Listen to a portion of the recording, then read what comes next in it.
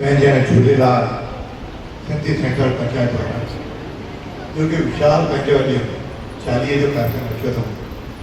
उनमें सभिनी खां पहिरीं मां संतनि जे चरणनि में नमन कंदुसि ऐं आशीर्वाद वठंदुसि त तव्हां असां सभिनी खे आशीर्वाद ॾियो।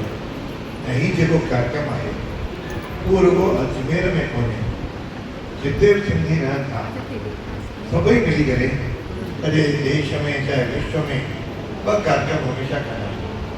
हिकु चेटीचंड जो, ॿियो ही 40 ऐं 40 दौरान 40 ॾींहं घणे वेठा विर्त रखंदा आहिनि, झूलण जी पूजा कंदा आहिनि ऐं पंहिंजे मन खे शुद्धीकरण करण जी कोशिशि कंदा आहिनि।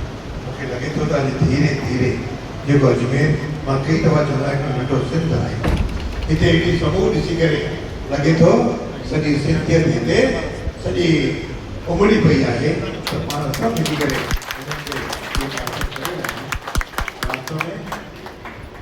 अॼु उहो टाइम अची वियो आहे पाण खे जागरूक करण।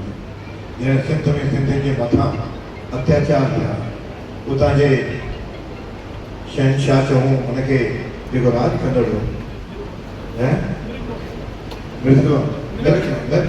शाह उन ज़ुल्म कया, सिंधी समाज वटि हिकिड़ो ई रस्तो त वञी करे दरिया ते असीं वियूं त 40 ॾींहं उन्हनि पंहिंजा उपवास कया, वेठा तपस्या कयूं ऐं हिकिड़ो ई चऊं असांखे हिन अत्याचार खां बचायो। झूलण पंहिंजो अवतार वरितो ऐं असां सभिनी सिंधियुनि जी उन्हनि रक्षा कई।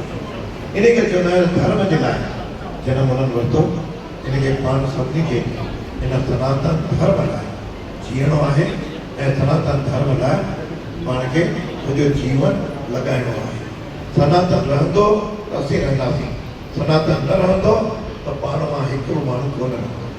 तव्हां ॾिसो पिया पासे जे मुल्कनि में जिते हिंदू हुया, सिंधी हुया या बांग्लादेश हुजे या ॿिया देश हुजे, उते कोन रहिया। पंहिंजो भारत आहे जिन में हिन सनातन संस्कृति मां पाण जीवित आहियूं। हे लोकतंत्र आहे, पाण आराम सां कार्यक्रम करे आहियूं। पाकिस्तान में पाण घणा परसेंटेज आहिनि, सभु छॾे करे हिते आयासीं। हिते रुॻो धर्म लाइ धर्म की अधर्म का प्राणियों का विश्व का। अॼु ये पाण संत ॿुधारिया ऐं मां सभिनी खां घणो हिन मौक़े ते छा ॻाल्हाइणो देवता जो किथे ॾाढो ऐं हींअर शायदि मथे महीने में वरुण देवता जी वॾी मूर्ति स्टेचू ठही तयार थी वियो आहे। लॻभॻि 50 लख जी मूर्ति आहे, 2.5 टन उनजो वज़न आहे, अर्थ धातु जो। उहा असीं सम्झूं था त रुॻो अजमेर पहुचंदी ऐं जीअं पाण खे सभिनी संतनि खां सभिनी मोहबत कराए करे उहा मूर्ति वरुण सागर ते पाण लॻाईंदासीं। असांजे पाण लाइ हिकिड़ो मेलो लॻाइणु, अचण वञण वठी वञण हिकिड़ो मौक़ो इहे सिंधियत लाइ मां हिकु सेवा जो जेको मौक़ो मिलियो उन करण जी कोशिशि कई आहे। अचो पाण सभु मिली करे इन 40 ॾींहं पूरो विर्त रखूं था ऐं पंहिंजे तपस्या कयूं था। इहो छाजे लाइ? धर्म त पाण धर्म जी रक्षा कयूं। ऐं हिकु ॻाल्हि हमेशह ध्यानु रखिजे त पाण हमेशह जेके बि धर्म जी रक्षा कनि उन्हनि खां सहयोग कंदासीं ऐं जेको सनातन जो सहयोग न कनि, सनातन विरोधी हुजनि, उन्हनि खे कॾहिं बि सहयोग न कंदासीं। इहो जेकॾहिं पाण सिंधी समाज संकल्प कयो त मां सम्झां थो सनातन खे केरु दुनिया में अॼु ताईं न मिटाए सघियो आहे, न मिटाए सघंदो।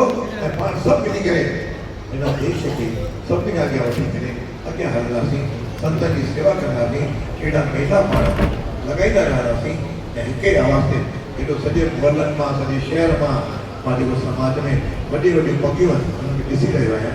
मां हिन लाइ हिन पंहिंजी पंचायत खे शायदि वॾो पहिरियों कार्यक्रम आहे कि भई पाण एॾी संख्या में आहे। इन पंचायत खे पंहिंजो आशीर्वाद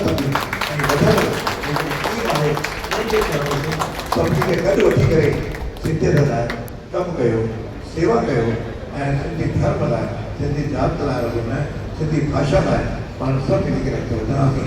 ऐं मां तव्हांजो हिकिड़ो तव्हां मूंखे मौक़ो ॾिनो, उन निश्चित रूप सां जेको हमेशह सेवा थी सघे थी उन्हनि संतनि जी जेका ताक़त मूंखे ॾिनी आहे ऐं आशीर्वाद ॾिनो अथऊं उन हिसाब सां पूरी ताक़त सां लॻल आहियां। हींअर रुॻो हिकिड़े आशीर्वाद में चवंदो आहियां एतिरी ताक़त ॾियो जे पंहिंजे अंतिम साह जी खणण ताईं समाज जी सेवा मां कंदो रहां। इहो तव्हां सां आशीर्वाद ॾियो। इन खां वधीक मूंखे ईश्वर सभु कुझु ॾिनो आहे। इहो हिन खां वधीक का रोचक कोन्हे। एतिरो चई करे तव्हां सभिनी चरणनि में ॼमाणी वेनती करे आशीर्वाद वठे पंहिंजी वाणी खे विराम थो ॾियां। सभई चओ झूलेलाल। आयो लाल सभई चओ झूलेलाल। बेड़ाई